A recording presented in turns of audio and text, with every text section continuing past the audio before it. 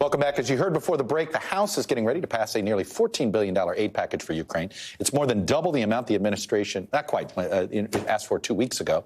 And it comes days after a bipartisan delegation traveled to the Polish border. Their lawmakers witnessed firsthand the scale of the crisis that's unfolding so rapidly. So here on set with me are two members who were on that trip to Poland, the chair of the House Foreign Affairs Committee, Democratic Congressman Gregory Meeks of New York, and ranking member Michael McCaul, Republican from Texas. Their committee also received a closed-door briefing this morning on the Russia-Ukraine crisis, so we got a lot to get into, and we've got some time to do it. Congressman, thank you for coming. Thanks for having us. Congressman, let me start with what you guys saw at the border. You were there over the weekend.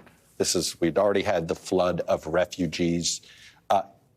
Compare it to other crises you've witnessed before, or does it even compare? It doesn't, because if you look at what took place, the number of refugees in the shortest period of time, I guess, since World War II.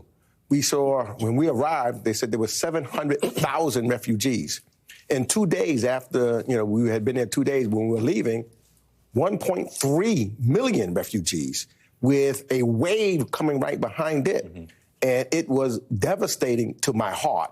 Right. And to all of us that was on this Codell's heart, to see primarily women and children and some elderly men who had not slept and were for days cold, had not had any food to eat, looking for and seeking for shelter. It would break your heart. You saw children who really didn't realize what was going on, but parents wondering, women primarily, wondering even if they will see their husbands again, because the males there, if you over 18 to 60, you were not allowed to cross the border. So it was absolutely devastating. Are we going to need to do an airlift? We talked about like a Berlin airlift type situation. I think that's something we should think about. And to echo the chairman's points, it was heartbreaking and very nostalgic, going back to like World War II, to see refugees on this scale, 2 million in just 10 days. And it's going to get a lot worse, Chuck, because the bombing is going to escalate, and the civilians being targeted, the children's hospitals being targeted. He's really in violation, I think, now of the Geneva Convention, and is now a war criminal. $6 billion in aid.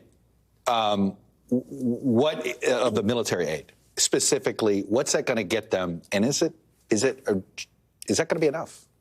Well, I know we're going to get them what they need to continue to defend themselves.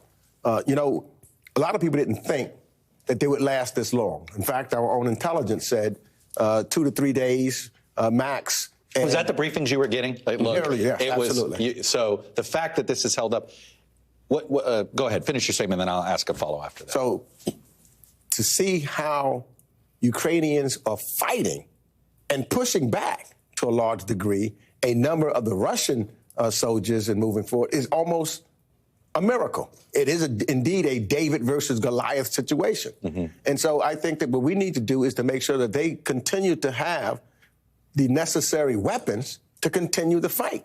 Because as the fight goes on, it gives a chance, number one, for some of the sanctions to really take place, because sanctions don't flip off and on. So the people are really feeling the heat of it. Gives us a chance to try to utilize information to Russia so they're not subject to the disinformation that Putin is putting forward. So, yes, the money that we will be appropriating for lethal aid, tremendously important to replenish the where does this stuff come from?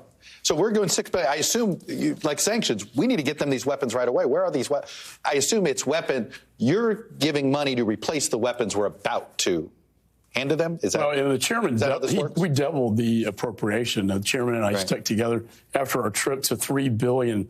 What they'll tell you is we need weapons. We don't need your troops. We need weapons. And where do these weapons come from? Well, specifically right now, other NATO countries? Other NATO countries, and, of course, the United States. We visited the 82nd Airborne operation to get these weapons in country into Ukraine.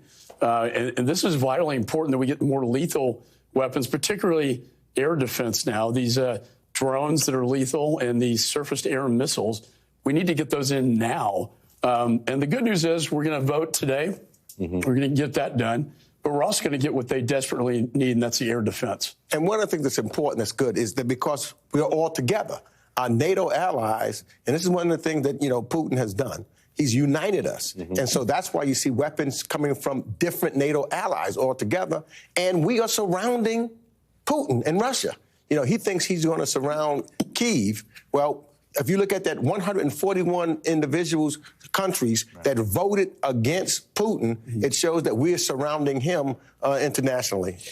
Mike Quigley, Democrat, member of Congress from Chicago, was on the show yesterday, and he said that he's warming to to supporting a no-fly zone because the Ukrainian people, in his mind, have earned it, which you guys just talked about. U.S. intelligence thought they were going to fold in 2 days. Is there a point where the longer Ukraine holds up, the more we have to think about helping militarily? Well, I think the more humanitarian or genocide that we see, the more violations of Geneva Convention, that may draw us into this conflict. What happened in the mid-'90s? I can see with Serbia and Kosovo. It was those pictures that drew us in. The concern of a no-fly, it puts the Russian aircraft in direct conflict with the NATO, and that could cause an immediate and you see that Article happening. 5. You know. You see that happening now. You know, there's certain things that are being considered now that were not considered, say, a month ago. And it's because of the action that's taking place on the ground. And we want to make sure, and it's that we're talking to our NATO allies and that we're doing it collectively so that we're not divided. And so I think that as things evolve, then you step up to the plate. But the will of the Ukrainian people is far stronger than the Russian military. We completely overestimated the military of Russia and underestimated